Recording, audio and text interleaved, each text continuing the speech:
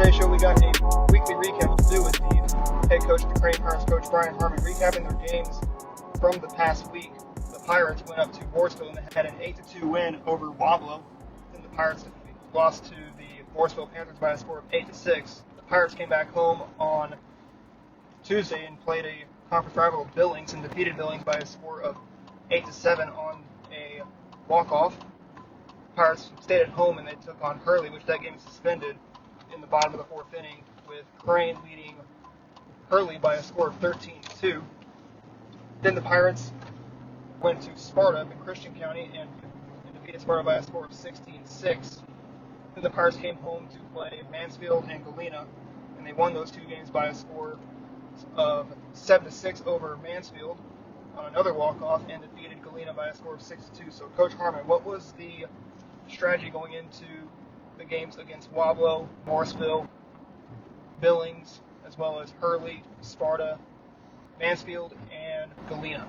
Well, the Wablo Morrisville games were kind of part of the previous week after we recap, but got a 1-1 day there. Wablo, a very good hitting team, a recent Final Four team with a lot of players back from that team, and Seth Steele did a great job on the mound that day to hold them in check to win that one. And then Morrisville, one bad inning. I felt like on the day we played 13 really good innings and one bad inning. That one bad inning cost us, and we almost came back in that one. We left the bases loaded when it went into the inning down 8-3 and scored 3 and left the bases loaded. So we were one key hit away from maybe finishing that one off as well. But then coming into this week, a couple of conference games, Billings and Sparta, Hurley sandwiched in between, and then today Mansfield, as well as a non-conference game against Galena. And a 5-0 week for this week doesn't happen often. We used lots of different pitchers, trying to manipulate with pitch count and save pitchers, and maybe some of the games would have gone a little faster had we not had to do that. But thought we did a great job this week. Hitting improved a lot. We had a couple poor defensive games, but once we got past that, our hitting overcame some of the deficits we had. Hitting did come over some of the deficits that they had. So what were the advantages that you saw from the games against Wablo, Morrisville, Billings, Hurley, Sparta, Mansfield, and Galena? I feel like our hitting has improved tremendously since last weekend. Taking better at bats. Still too many strikeouts at times, but we'll get some things fixed. We've got a day off tomorrow and a couple days before the wood bat tournament starts, and a couple good days of practice there. We'll get some things fixed and hopefully shore up that defense, and the hitting. Hopefully it continues to have an upturn and things go well. Just have an upturn and things go well in the hitting department for Crane. So now we got to talk about the dark side of the advantages, the disadvantages. What were the disadvantages that you saw from these games once again with Wablo, Morrisville, Billings, Hurley, Sparta, Mansfield, and Galena? Just the defense. It improved last weekend. I think the two games at Morrisville with Wablo and Morrisville, I think we combined one error there, and then we had some innings in some other games. That our errors really cost us. It cost us the lead. Defense cost us the lead against Billings and then also against Mansfield, and those are the games we had to come from behind the bottom of the seventh both times. I just feel like we overcome those errors and take advantage defensively, then we don't have as big a problem of having to come back. It's nice that we're able to come back, but you don't want to have to do it as often as we've had to lately. You don't want to have to come back as often as this Crane team has lately. So now, going into the Crane Fall Wood Bat Tournament, you've got two conference teams you're going to be taking on, Blue Eye and Spokane. What's it going to be if you guys want to get a win against Spokane and Blue Eye? We have to continue to pitch it well and have to hit the ball, and then our defense will come along and be okay. That's the Blue Eye and Spokane. They're in our pool on Wednesday. No idea yet who's going to pitch what. We kind of manipulate some things today. We were lucky that our pitchers were able to get through some jams and make a couple pitching changes when we had to save some pitches, and maybe we can get some guys back Wednesday that'll be ready to go. Uh, Blue Eyes, excellent coach team. They've improved greatly over the years with Coach Avers, and excuse me, Spokane, new coach, Hall of Famer Mike Essick, and they're going to be well coached and they're going to be prepared. You know, the game equalizes itself with wood bats sometimes.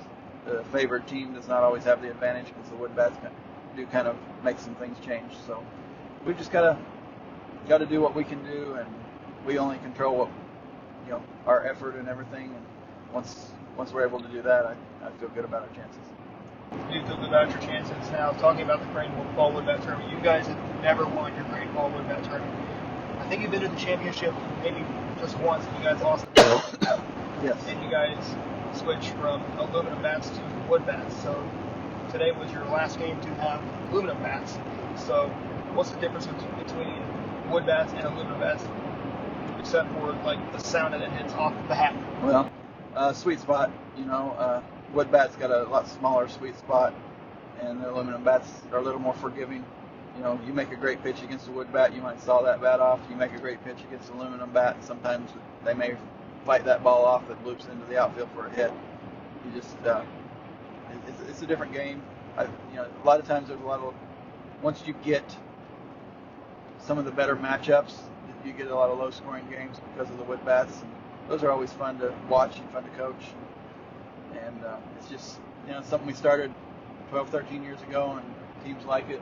We're up to 12 different teams, 4 pools of 3, and it's something different for our kids. And we're fortunate enough to play in 2 wood bats tournaments in the fall. We are fortunate to play wood bat tournaments in the fall at Crane and also down over in Seymour. I'm talking about this Crane Fall Wood Bat Tournament that we're about to have coming up next weekend.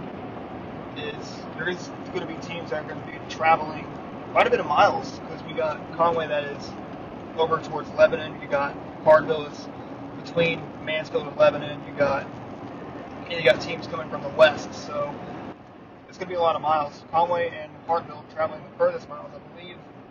I got to say about 75, 80 miles that they're traveling to Crane to play.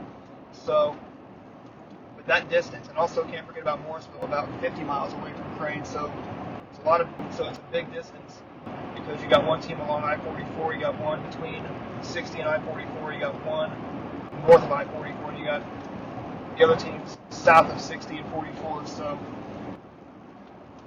what does this say, like, when you have teams from the SWCO, you got one team from the 07, one from the Mark Twain, and then 3 from the Summit?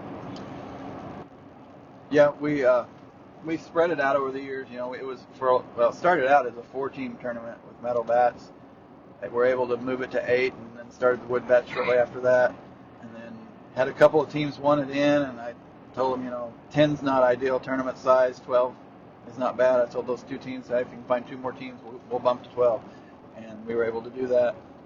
And, it's spread out. I feel like it's, one of the better fall baseball tournaments in the state, just because of so many teams and so many schools of different sizes. And it's always been a competitive tournament. Lots of different teams have won it over the years. Like you said, we haven't. Hopefully, make some noise this year. See what happens. The semifinal night is always really fun, because you're getting 4 pool winners from Wednesday come back to Crane on Thursday, and those 4 teams have generally they go 2-0. Sometimes they split their games, but if they've gone 2-0 in their pool and had to use some pitching, and then it's all about strategy from there, because you got to win a Thursday game, and then if you win that, you got to figure out what pitching you have left for the Saturday game. What pitching you do have for the Saturday game? And this Crane Fall Wood Bat Tournament, they don't play on Fridays, because that's a sort of a rain day from what I hear. Yeah, rain makeup day. Rain makeup day. And you guys have 4 sites for this Crane Fall Wood Bat Tournament: Purdy, Galena, Crane, and Billings. So that's going to be at all 4 sites. Well, like you said, at Crane, it's Crane, Blue Eye, and Spokane. Galena, it's Galena, Sparta, and Hartville.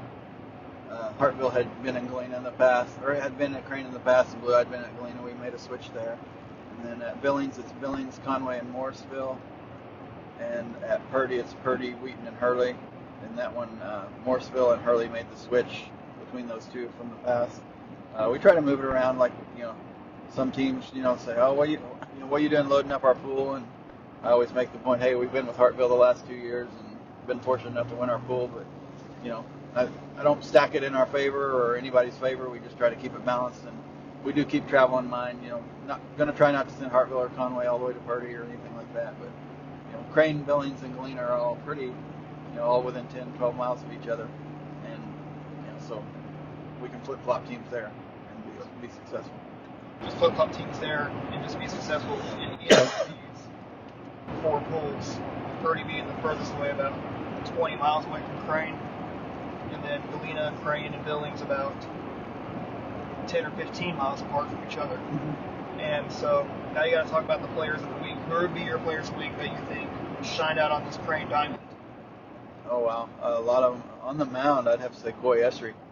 We had a lot of good pitching this week, but Coach Martin and I, our pitching coach, were looking at how many different winning pitchers did we have this week, and we looked back and realized that Coy was a winning pitcher in 3 of them. He came in relief in Billings and then got a couple starts and got wins starts. And Coy's never not pitched at the varsity level until this year, and he's really been a high spot with us. With 2 of our pitchers from last year not able to throw yet, and once Coy stepped into there, Seth Steele stepped into there and been successful. They both pitched a couple times this week. And like I said, Coy went 3-0. Just can't look past that.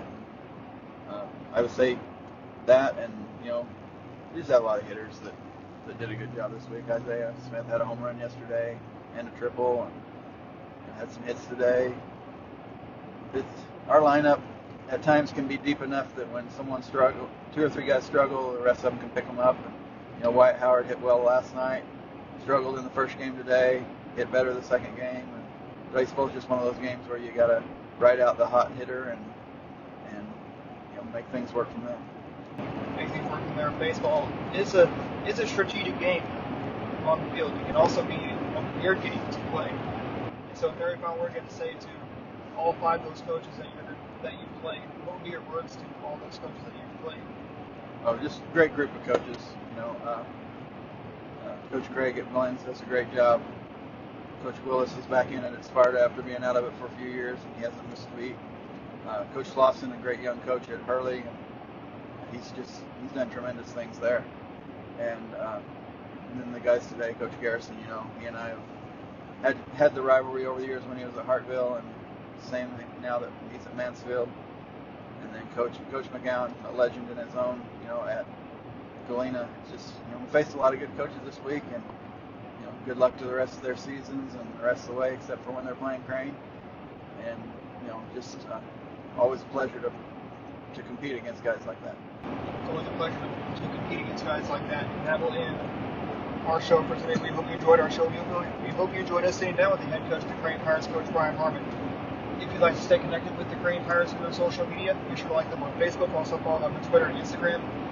And check out their website. Their website is at crane.k12.mo.us. Once again, it's crane.k12.mo.us. Their Twitter is at crane_coach on Twitter. If you'd like to stay connected with Ozarks Sports and our social media, be sure to like us on Facebook, follow us on Twitter. Subscribe to our YouTube channel, follow us on Instagram, and check out our website. Our website is ozarksportsreport.wixsite.com/ozarksportsreport. Well, also, I want to thank Coach Bryan Harmon for sitting down with us to recap the last games that they've played.